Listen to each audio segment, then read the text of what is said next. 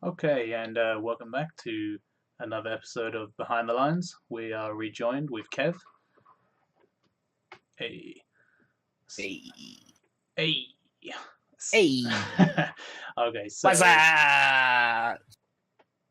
where is that from?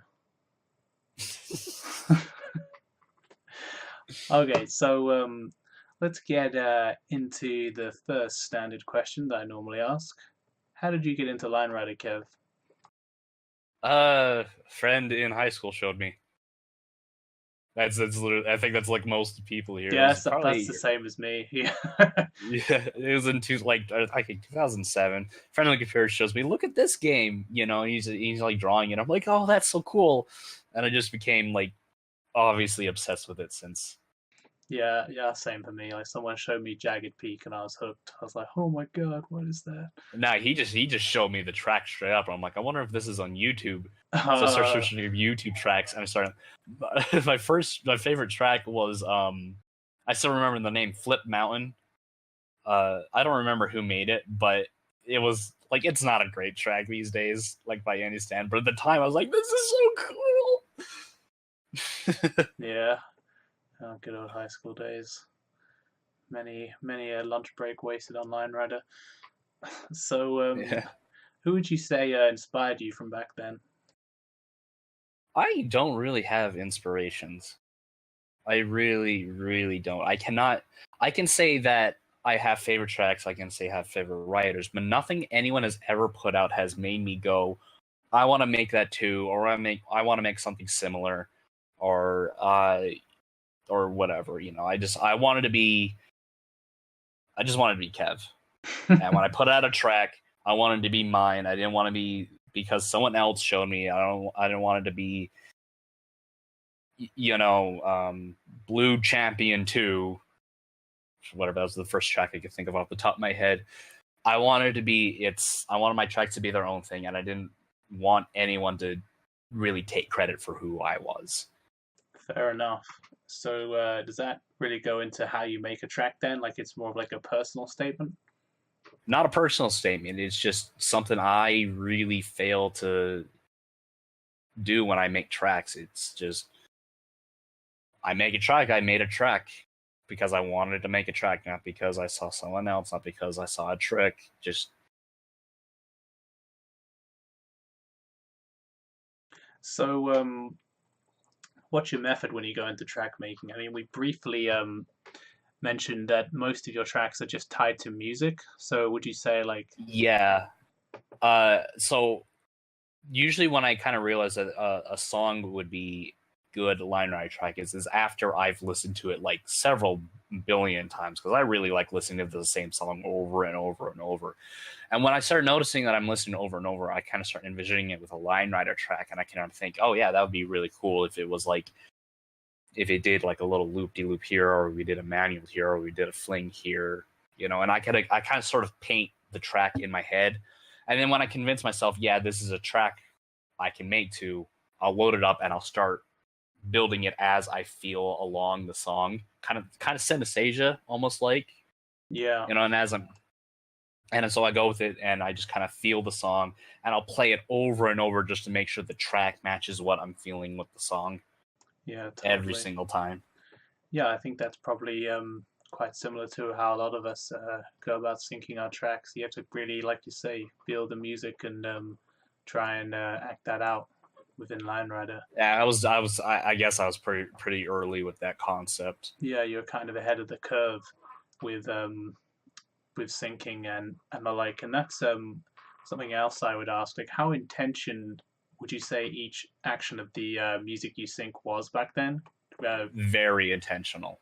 Okay. Very, very intentional. If there's a shift in tone, there's going to be a shift in the track. If there's a very blatant loud noise, there's going to be a very blatant change of pace in the track.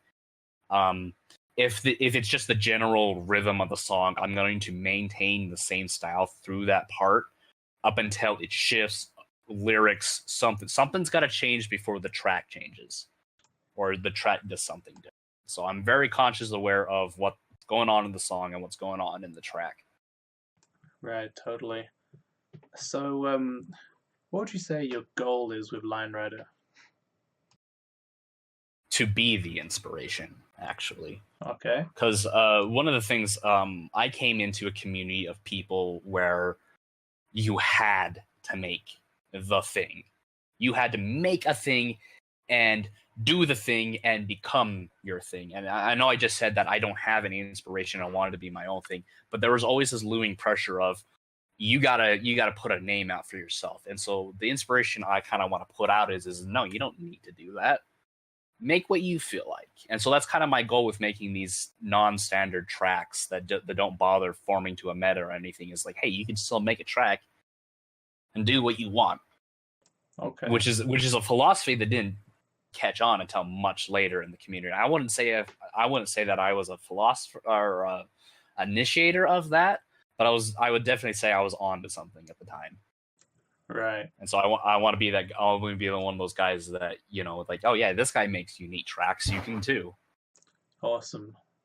Yeah, is that where would you say that like stuff like Open Line Rider has come from? Like the you want to Yes, like not conform? very very much. I want that engine to be extremely flexible.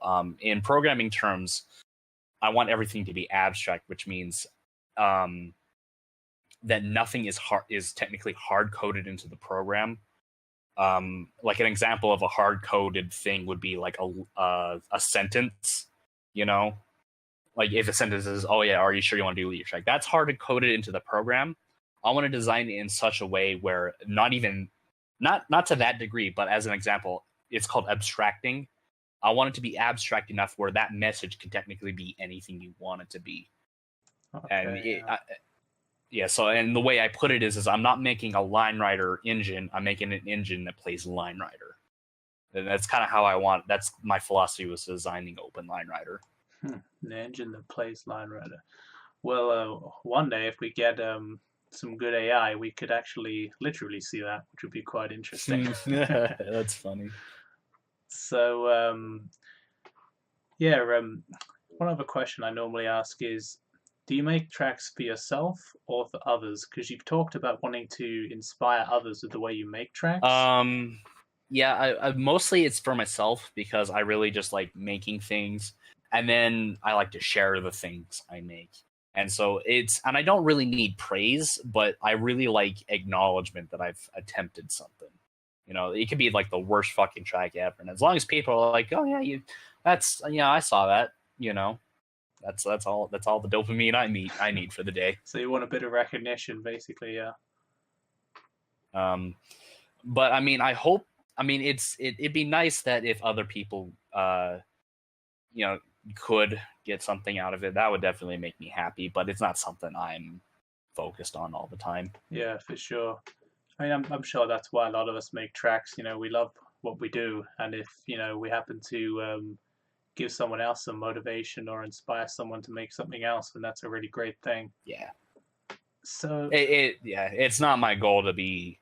I mean, I want to contribute, but it's not my goal to contribute to the larger picture. That's the build stuff. The build stuff is what I want to contribute to the larger picture. The track stuff is just like, hey, I made a track. Yeah. So we've talked about how some of your tracks almost like predate what we have now in a way. So how do you feel about the state of track making today? I'm very glad that there's a new wave of members coming in that are also kind of coming in with the same mentality. They're not aware that you can make everything, because one of the things that would happen with new members is they would come in with the mentality of, oh, I can make everything, and then everyone else would kind of steer them towards how to make the track, and they would kind of just fall into the mold of everything else.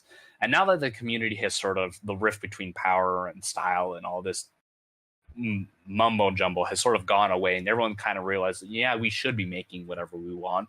We've been seeing these new people make these amazing tracks, absolutely great. I love them, that are just breaking the mold so well, and I'm very, very glad that that's the sort of tracks that are coming out, because we're finally in an environment where we can make whatever we want.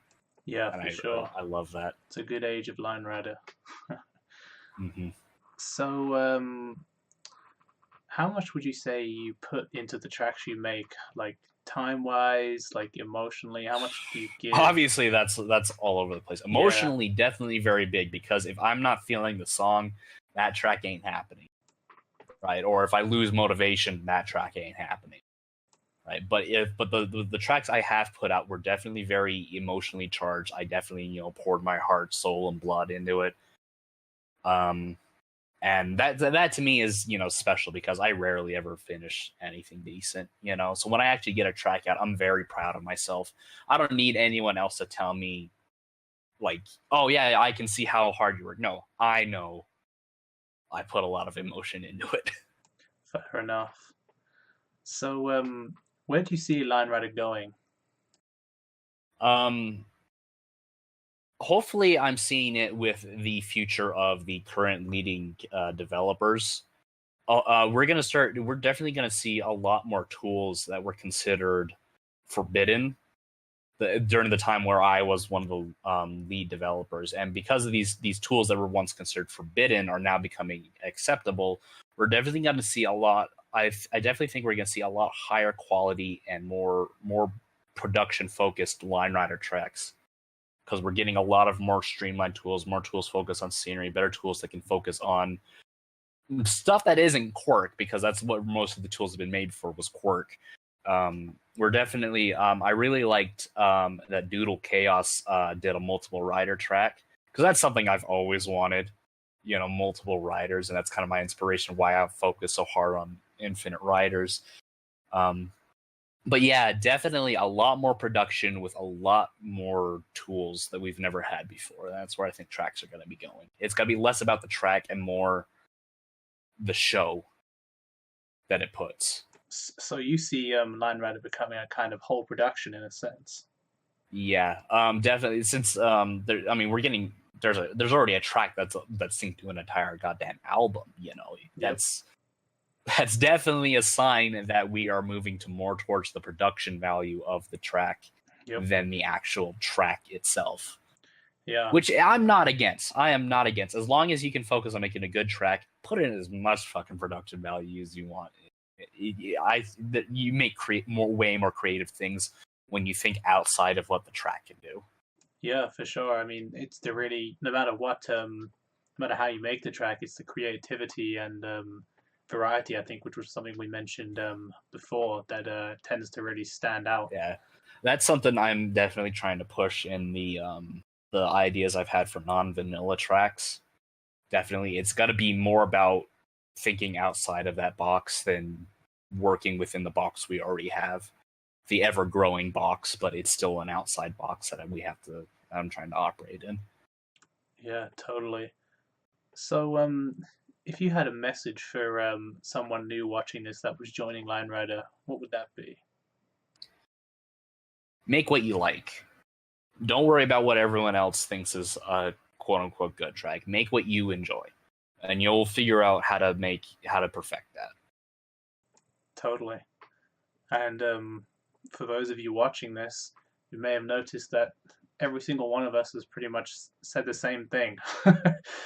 Do whatever you want to do that makes you happy. Like, I don't think follow the had crowd. this been a series in a much earlier time, we definitely have a lot of different opinions. I think the members who are burned out on this everything's got to be perfect sort of mentality have sort of left, and what's left is the people Yeah, who understand the creativity of it.